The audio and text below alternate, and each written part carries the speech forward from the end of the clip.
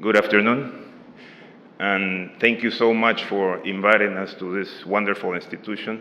Dean Valeri, thank you so much from the heart. And the gratitude comes personally as well as from our institution. We've been jointly associated with the Graduate School of Management for many, many years.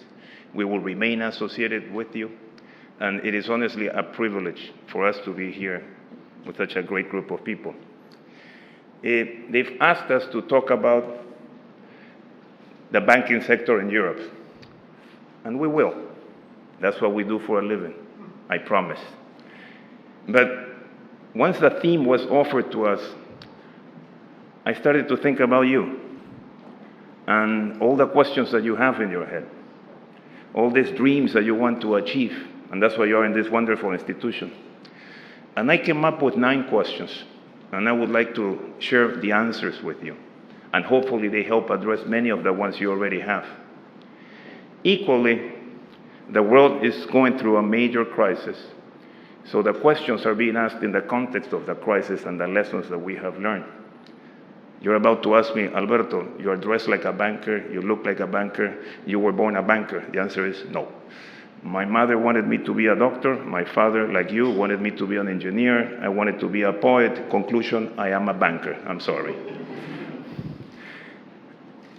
At the end of the presentation, we'll talk about something very special, and that's you.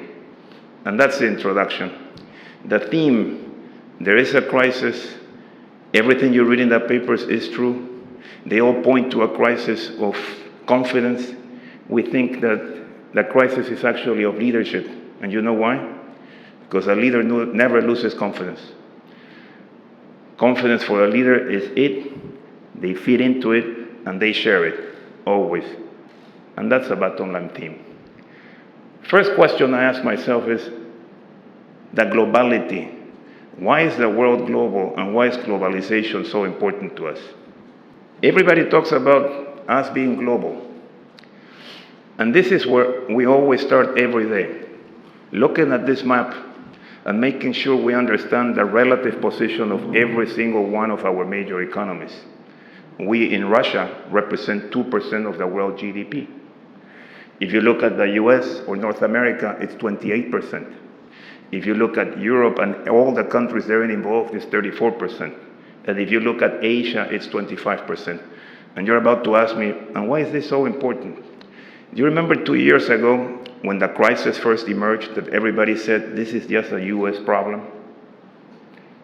Well, the US is 28% of the total. And then do you remember that they also said, no, it's not just the US, it is also a European problem.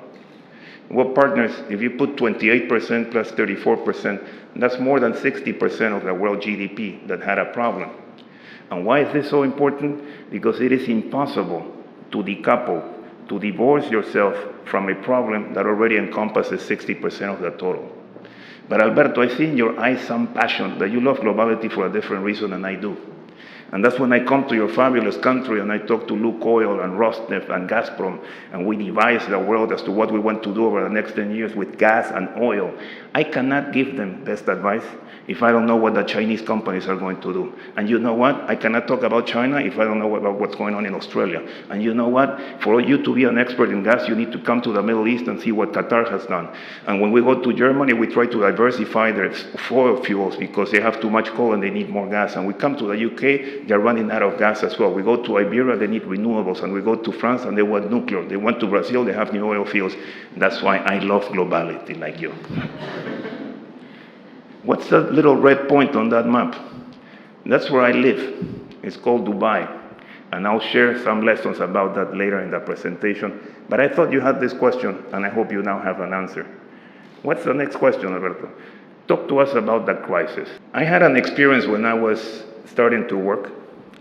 I was working at this fabulous organization called the World Bank in Washington. And one day my boss asked me, Alberto, can you please take this memo to Mr. McNamara, who was then president of the World Bank? And like you, I was 21, 22 years old. My hands were very sweaty. I was very nervous. And I said, why do I need to do this? But anyhow, I went into this gentleman's office, shaking, and said, my boss asked me to give you this memo. And then he asked, where are you from? I'm from Latin America. Ooh. I have something to tell you. I say, what? You guys have vast natural resources, and you have great people. You must continue to invest if you want to grow. And for you to invest, you must save. And you know what? It should be your mission in life to bring as much capital and technology to your people so that your natural resource bill can always be competitive. When I come to your fabulous country, that mission or that statement or that suggestion does resonate.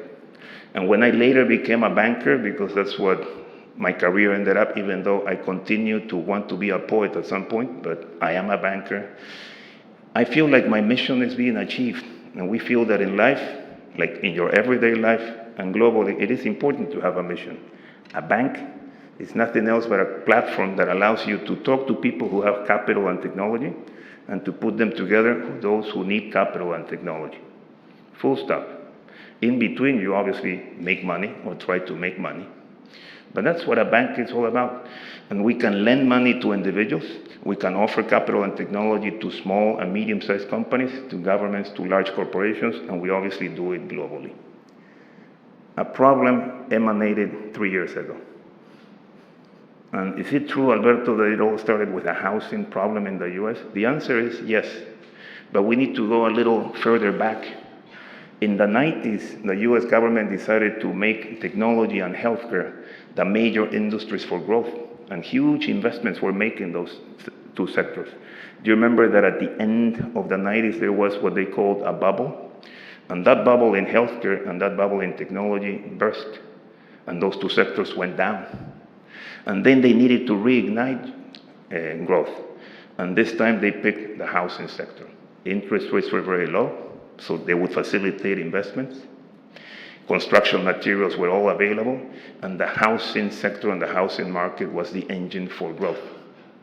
We banks were borrowing money and lending it to whoever wanted to invest in the housing sector.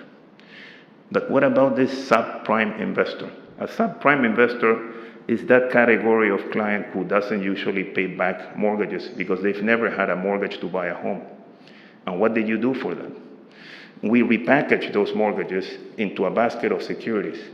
Yes, but they were very risky securities. You're absolutely right. And that's why we went to insurance companies to raise the creditworthiness of those securities. And then what did you do? We went to the rating agencies, Standard & Poor's and Moody's, to get a very good rating for the securities.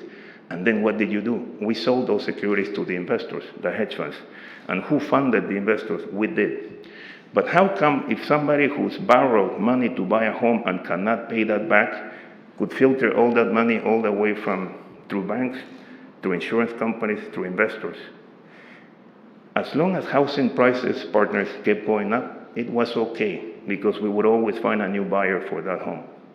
But you remember that oil prices started to go up in 2004 and 2005, and then that created inflationary pressures. All these things that we learned in our macroeconomic courses started to happen, and they decided to raise interest rates.